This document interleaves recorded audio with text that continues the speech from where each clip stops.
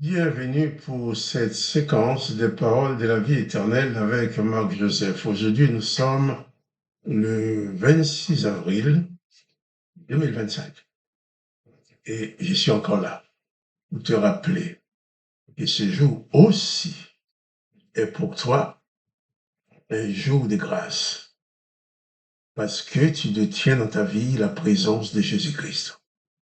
J'aime bien répéter toujours que Jésus-Christ est le promoteur de la grâce. Quand il est présent dans une vie, il est présent dans toute la plénitude de sa grâce, de sa miséricorde. Et j'aime bien dire aussi que Jésus-Christ ne sera jamais un accusateur. Il n'est pas venu dans ta vie en tant qu'accusateur, en tant que procureur, en tant que condamnateur, en tant que geôlier. Il n'est pas venu dans ta vie pour te faire prisonnier. Il vient dans ta vie pour te rendre libre. Car Jésus-Christ même a dit que si lui, le Fils du Dieu le Père, t'affranchis, tu seras réellement libre. Alors, réalise que Jésus-Christ est présent dans ta vie et sois sans peur, pas de panique. Fais-lui confiance. Il y a des choses que tu ne comprends pas. Peut-être il y a des choses que tu vas lui demander et puis qui n'arrivent pas toujours. Mais sache que Jésus-Christ connaît mieux que toi ce qui est bien pour toi. Car toi, tu connais le présent, tu connais le passé, tu vis le présent en direct, mais Jésus il connaît le lendemain. Il sait ce qui va se passer le lendemain. Donc, réalise que tout ton futur, dès maintenant, avec toutes les secondes qui vont suivre, sont parfaitement contrôlés par le Seigneur Jésus-Christ, qui t'aime, qui vient dans ta vie pour t'accompagner. C'est pour ça qu'il dit, je suis avec toi tous les jours jusqu'à la fin du monde. Toute cette semaine, nous avons parlé de la mort de Jésus-Christ, de la résurrection de Jésus-Christ. Et là, hier, j'avais parlé un petit peu aussi de ce qu'il a continué à faire après sa résurrection. Et Jésus était vivant avec ses disciples, il mangeait, il buvait avec eux. Une fois que les religieux juifs l'ont tué, on demandait à Pilate de l'assassiner, il est mort. Les disciples se croyaient seuls. Et Jésus étant ressuscité, les disciples avaient du mal à y croire. Mais tandis qu'il était enfermé dans une pièce, dans une chambre, dans la peur, qu'on vienne les arrêter, les malmener comme on a fait pour Jésus, Jésus arrive au milieu d'eux, il dit, la paix soit avec vous. Les disciples ont eu peur de voir Jésus. Mais quand Jésus lui a montré ses mains et ses pieds, son côté percé, ils étaient dans la joie. Et Jésus dit dans cette joie aussi, la paix soit avec vous. S'il y a des choses qui te font peur, écoute la voix de Jésus-Christ qui te dit, la paix soit avec toi. S'il y a des choses qui te rendent heureux, écoute la voix de Jésus-Christ qui te dit, la paix soit avec toi. Quelles que soient les circonstances de ta vie, Jésus-Christ te promet de te donner sa paix. Et je sais que tu crois comme moi, tu sais comme moi que dans ce monde, parvenir à avoir la paix dans son cœur, la paix dans sa vie, c'est extrêmement important. Parce que tout est fait pour que tu ne sois pas dans la paix. Mais la présence de Jésus-Christ, c'est la présence de la paix. Je vais continuer la lecture dans Jean chapitre 20, au verset 30. Jésus ressuscité. Il se montre à ses disciples. Et au verset 30, il est écrit, Jésus a fait encore en présence de ses disciples beaucoup d'autres miracles qui ne sont pas écrits dans ce livre. Mais ces choses ont été écrites afin que vous croyiez que Jésus-Christ est, que Jésus est le Christ, le Fils du Dieu, le Fils du Dieu vivant. Je relis, puisque je n'ai pas lu comme il faut.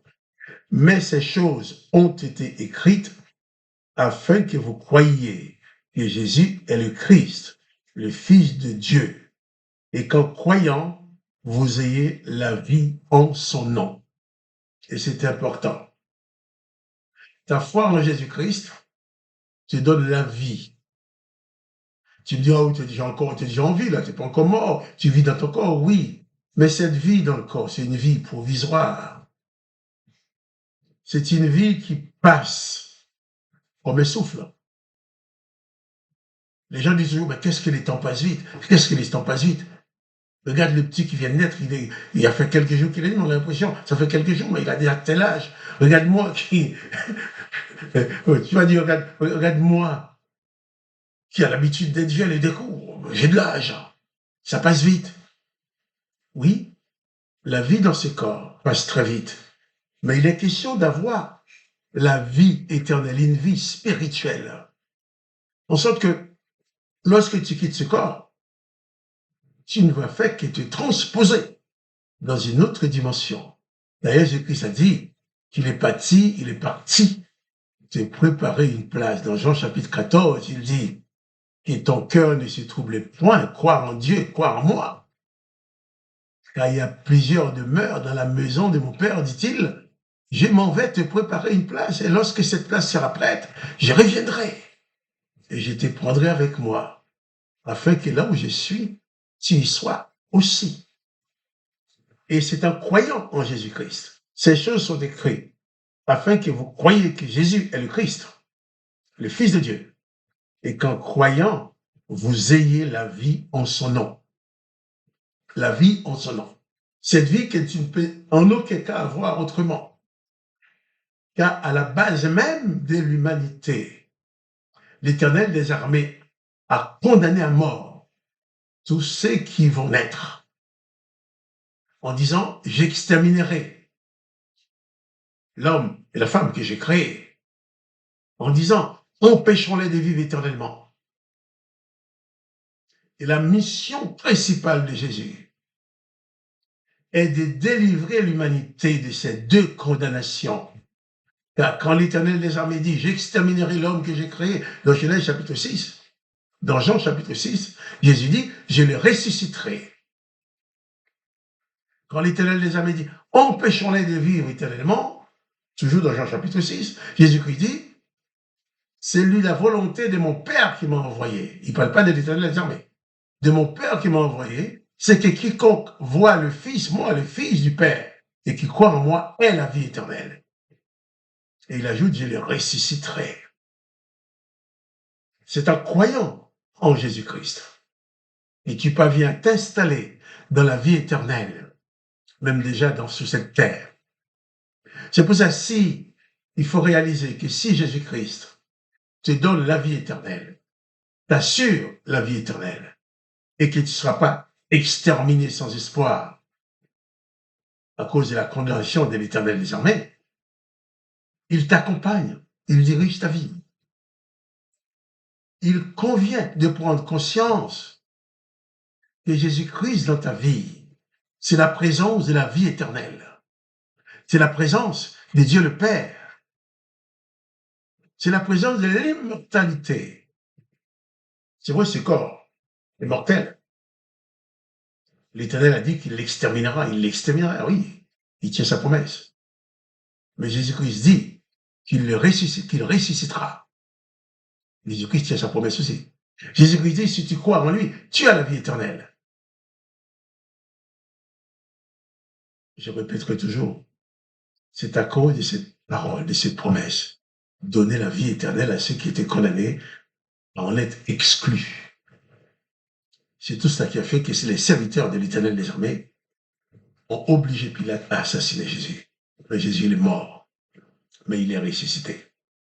Les textes disent qu'il est assis à la droite de Dieu le Père. Il intercède pour nous. Donc, réalise que tout ce que Jésus a fait, le miracle qu'il a fait, tout ce qu'il a fait, il a accompli son œuvre. En mourant, il a dit, tout est accompli. Donc, ton salut est accompli. Donc, aujourd'hui, pas de panique. Confie-toi en Jésus-Christ. Quelles que soient les circonstances que tu as à vivre, Jésus-Christ a toujours une réponse pour toi. Il a toujours une solution pour toi. Que le nom de Jésus-Christ soit glorifié. Que le nom de Dieu le Père soit glorifié. Que toi, tu sois richement béni par la présence de Jésus-Christ dans ta vie. Quant à moi, Marc-Joseph, je te dis, pas de panique. Et à demain pour la parole de la vie éternelle.